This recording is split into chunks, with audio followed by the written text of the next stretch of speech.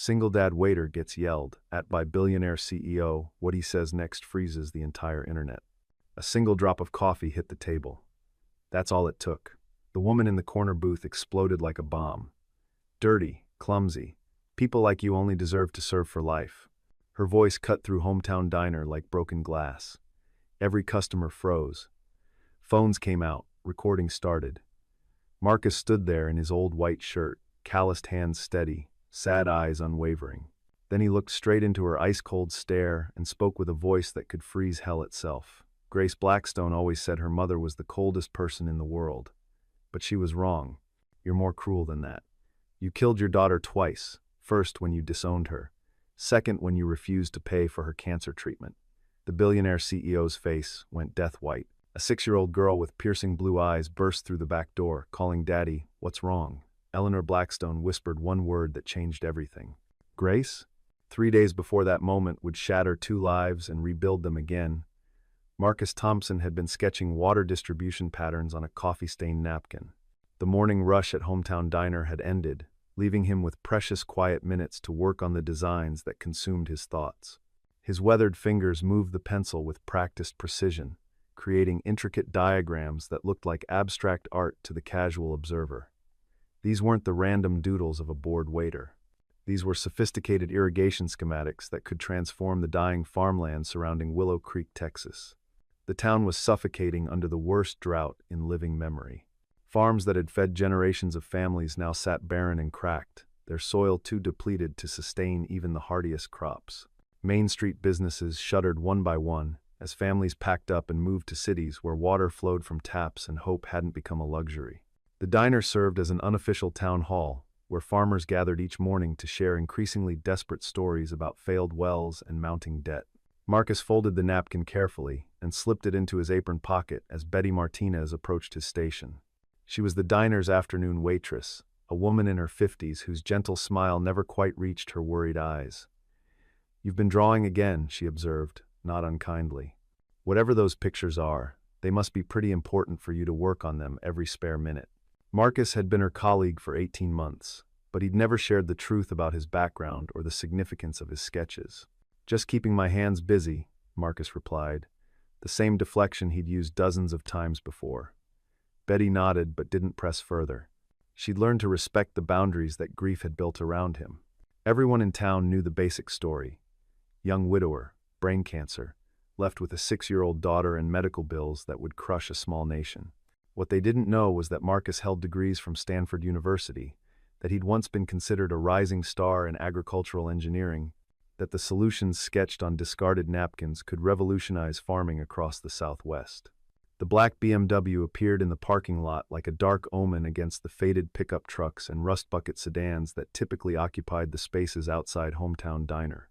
Marcus watched through the window as a woman emerged from the driver's seat, her movements sharp and economical. Everything about her screamed money and authority. The tailored blazer that probably cost more than Marcus made in 3 months, the leather briefcase that gleamed with newness, the way she surveyed the modest building, as if calculating its worth down to the penny.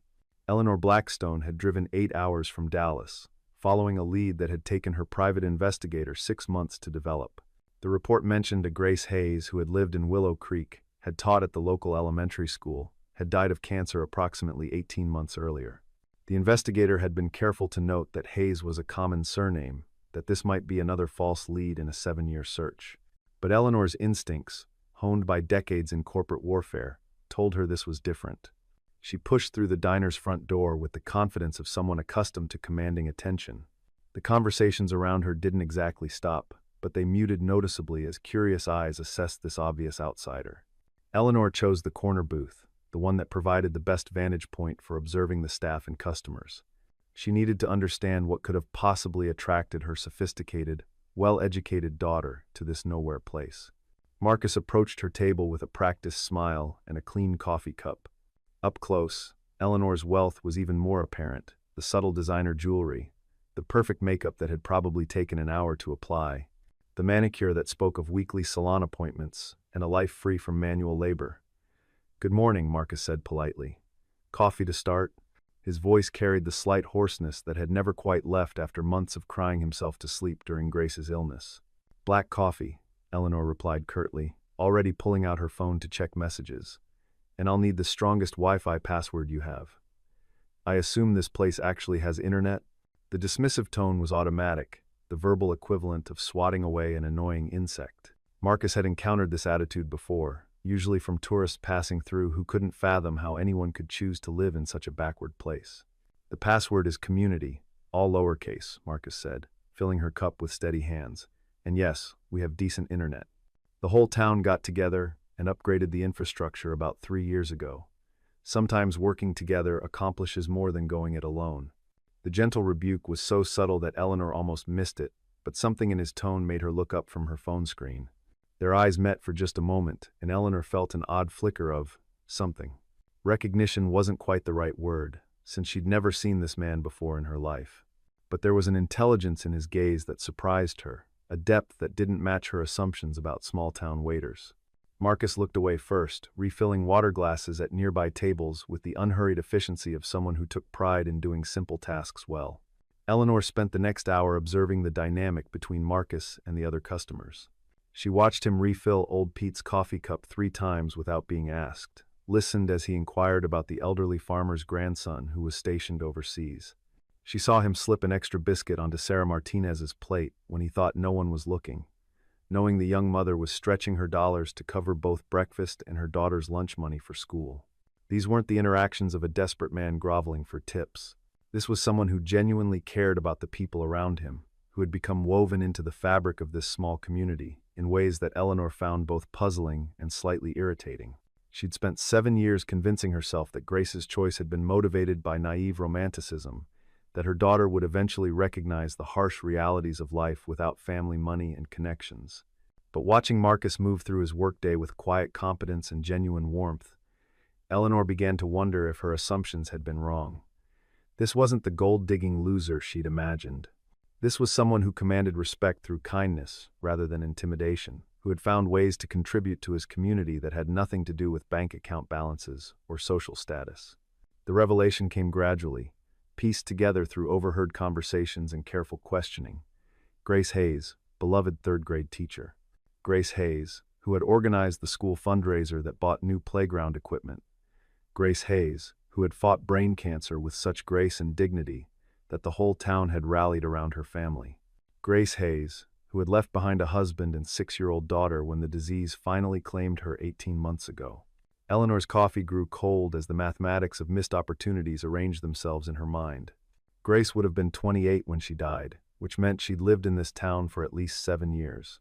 7 years of birthdays unacknowledged, of holidays spent alone, of a granddaughter Eleanor had never known existed.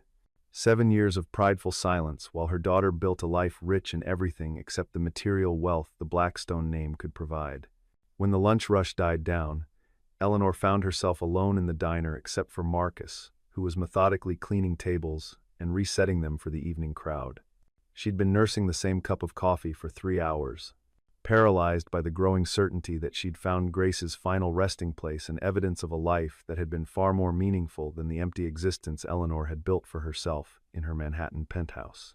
"Excuse me," she called out, her voice uncharacteristically hesitant. Marcus looked up from the table he was wiping down, his expression politely attentive. The teacher who passed away, Grace Hayes. Did you know her well?"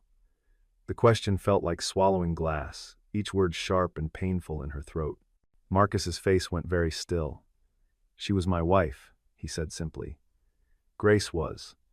She was everything good about this place. Everything good about anywhere, really." He resumed cleaning the table, but his movements had become mechanical, automatic. "Can I ask why you're interested?" Grace didn't have many connections outside of Willow Creek. Eleanor felt the world tilt sideways. She'd found her daughter, but she was 18 months too late.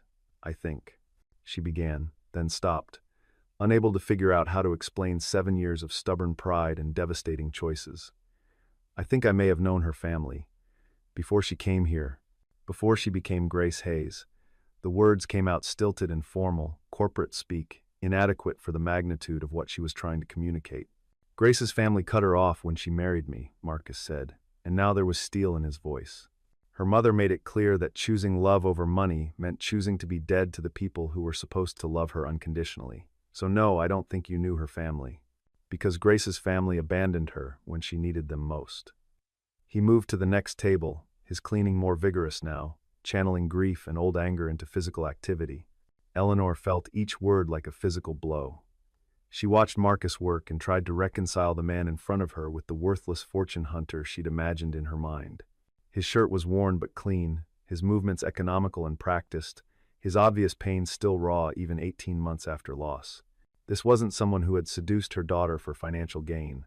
This was someone who had loved Grace enough to build a life with her in this modest place, far from the complications and expectations of the Blackstone legacy. Grace Blackstone, Eleanor whispered, testing the sound of her daughter's maiden name in the space between them. Marcus's hands stilled on the table's surface. That was her name before she married you. Grace Blackstone. She watched recognition dawn in his eyes, followed quickly by suspicion and something that might have been anger. You're Eleanor Blackstone. It wasn't a question. Marcus straightened slowly, the cleaning rag forgotten in his hands. You're the mother who told Grace she was dead to you if she married me. The one who hung up when she called to tell you about Lily's birth. The one who... He trailed off, clearly struggling with words adequate to express 7 years of accumulated fury.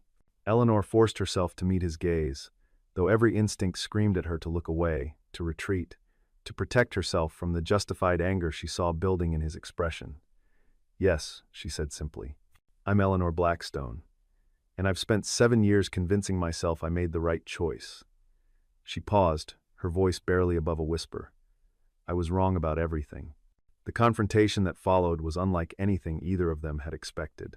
Marcus demanded to know why she'd come, what she wanted, whether she intended to disrupt the life he'd built with Lily in the wake of Grace's death. Eleanor found herself trying to explain decisions that seemed inexplicable even to her, choices motivated by pride and fear and a twisted love that had ultimately destroyed everything it claimed to protect. She wrote to you, Marcus said, his voice shaking with barely controlled emotion. Every Christmas for 5 years, Grace wrote you letters. She'd spend weeks crafting them, trying to find the right words to bridge the gap you'd created. She never sent them, said she didn't want to give you another opportunity to reject her. But she wrote them anyway, because she never stopped hoping you'd find a way to forgive her for choosing happiness over your approval. Eleanor's carefully maintained composure finally cracked completely. I have those letters, she whispered. The private investigator found them in Grace's belongings after the funeral. I've read them so many times the paper is falling apart. She forgave me in every single one. Even after I'd proven I didn't deserve forgiveness, she kept offering it anyway. Tears she'd held back for 18 months finally broke free, streaming down her face and destroying her perfect makeup. Grace always said you were just scared, Marcus continued, his anger beginning to transform into something more complex. She said underneath all the control and coldness, you were just a mother who was terrified of losing the thing you loved most. She defended you right up until the end, even when the cancer treatments bankrupted us, and you had the power to help but chose not to. He sat down heavily in the booth across from Eleanor, suddenly looking older than his 35 years. The sound of the back door slamming interrupted their conversation. Small footsteps pounded across the diner floor as Lily burst into the main dining area, her school backpack bouncing behind her and her blonde hair escaping from its morning braids. She stopped short when she saw her father sitting with the elegant stranger, her 6-year-old instincts immediately sensing the tension crackling between the adults. Daddy? Lily's voice was small and uncertain. She'd seen Marcus upset before, during the dark months after Grace's death when grief had threatened to consume him completely. But this felt different, charged with the kind of emotional electricity that made her skin prickle with unease. Is everything okay? You look sad. She approached the table cautiously, her piercing blue eyes moving between Marcus and Eleanor with analytical intelligence. Eleanor's breath caught in her throat as she got her first clear look at her granddaughter.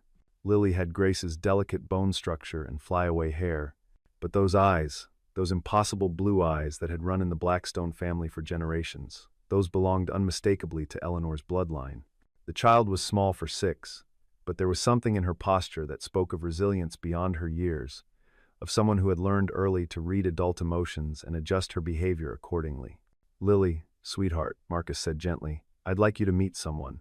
This is Eleanor. He paused, clearly struggling with how to explain a relationship that had been non-existent until 5 minutes ago. She's your grandmother. your mommy's mother." The words hung in the air like a prayer and a curse combined. Lily studied Eleanor with frank curiosity, taking in the expensive clothes and perfect hair with the same analytical attention she brought to everything new in her world. "Are you the grandmother who made mommy sad?" she asked with the devastating directness that only children could manage. "The one who didn't want to meet me when I was born?" Eleanor felt the question like a knife between her ribs, precise and perfectly aimed. "Yes," Eleanor said quietly, kneeling down to bring herself to Lily's eye level. "I'm the grandmother who made very bad choices because I was scared and stubborn and foolish. I hurt your mommy when I should have loved her, and I missed knowing you for 6 whole years because I was too proud to admit I was wrong." She paused, struggling with words that felt foreign in her mouth. "But I'd like to try to be better now, if you and your daddy think that's possible." Lily considered this information with the seriousness of a judge weighing evidence. "Daddy says people can change if they really want to," she said finally. "And mommy always said everyone deserves second chances, even when they mess up really badly." She tilted her head, studying Eleanor's face with uncomfortable intensity. "You have sad eyes like Daddy had when mommy first got sick. Are you sad because you miss her too?" Eleanor felt something break apart inside her chest. 7 years of carefully constructed emotional walls crumbling under the gentle assault of her granddaughter's unconditional acceptance. "Yes, baby," she whispered. "I'm very sad because I miss your mommy, and because I was a terrible mother to her. I made mistakes I can't fix, but I want to try to be a good grandmother to you, if you'll let me." The next 2 hours passed in a blur of tentative revelations and careful questions.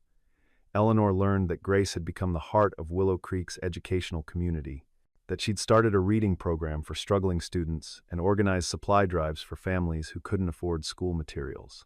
Marcus shared stories of Grace's boundless generosity, her terrible cooking, her habit of crying during animated movies, her fierce determination to make their modest life rich with love and laughter.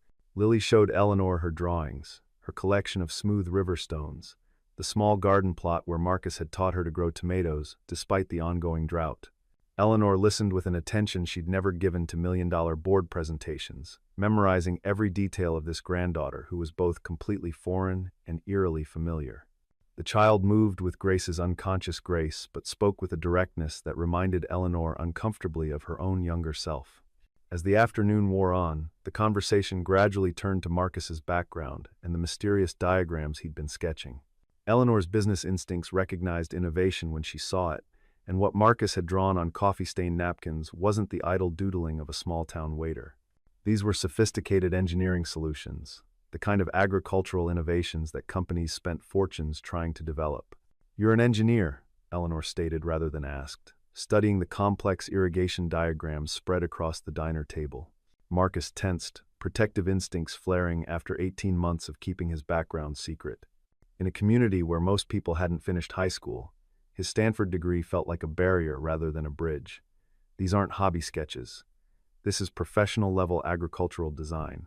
"I used to be an engineer," Marcus admitted reluctantly. "Before Grace got sick, I specialized in water management systems for arid regions. I was working on sustainable farming solutions for areas where traditional agriculture wasn't viable anymore." He gestured toward the window, where brown fields stretched endlessly toward the horizon. "Places like this, where the old ways of doing things aren't enough anymore." Eleanor studied the diagrams with growing amazement. Her years building Blackstone Pharmaceuticals had taught her to recognize genuine innovation, and what Marcus had created represented solutions to problems affecting millions of people worldwide. "This could revolutionize agriculture in drought-affected regions," she said softly. "Marcus, do you understand the potential impact of what you've developed? This isn't just about saving Willow Creek. This could transform farming across the entire Southwest." For the first time since Grace's death, Marcus felt a flicker of the passion that had once driven him to work 20-hour days in university research labs. "It doesn't matter," he said, though his voice lacked conviction. "I don't have the resources to develop anything beyond theoretical sketches. No funding, no equipment, no connections to agricultural companies or government agencies. And honestly, I'm not sure I want that life anymore. Lily needs stability, not a father chasing impossible dreams." But Eleanor was already thinking 3 steps ahead, seeing possibilities that Marcus had trained himself to stop imagining. She understood the intersection of innovation and opportunity, recognized the potential for genuine partnership rather than patronizing charity. "What if the resources came to you?" she asked carefully. What if you could develop these systems right here in Willow Creek, using this community as a testing ground and proof of concept? The conversation that followed stretched into evening, exploring possibilities that seemed almost too good to be true. Eleanor outlined scenarios with the efficiency of someone accustomed to turning ideas into reality: research funding, development partnerships, connections with agricultural universities, and government agencies desperate for sustainable farming solutions. But she also listened when Marcus talked about staying rooted in Willow Creek, about maintaining the life he'd built with Lily, about honoring Grace's memory by helping the community that had embraced them during their darkest hours.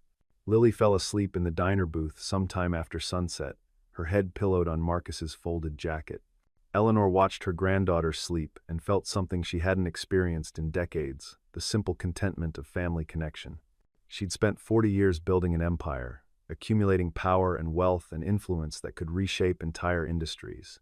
But sitting in this small-town diner, watching the easy love between Marcus and Lily, she began to understand what Grace had chosen and why that choice had been worth sacrificing everything the Blackstone name could provide. "I want to make this right," Eleanor said quietly, mindful of Lily's sleeping form. "Not just the business opportunities, though those are real and significant. I want to make amends for the pain I caused Grace, for the years I stole from all of us by choosing pride over love." She reached across the table, hesitating for a moment before gently touching Marcus's hand. "I can't bring her back, and I can't undo the damage I caused, but I can try to build something better going forward."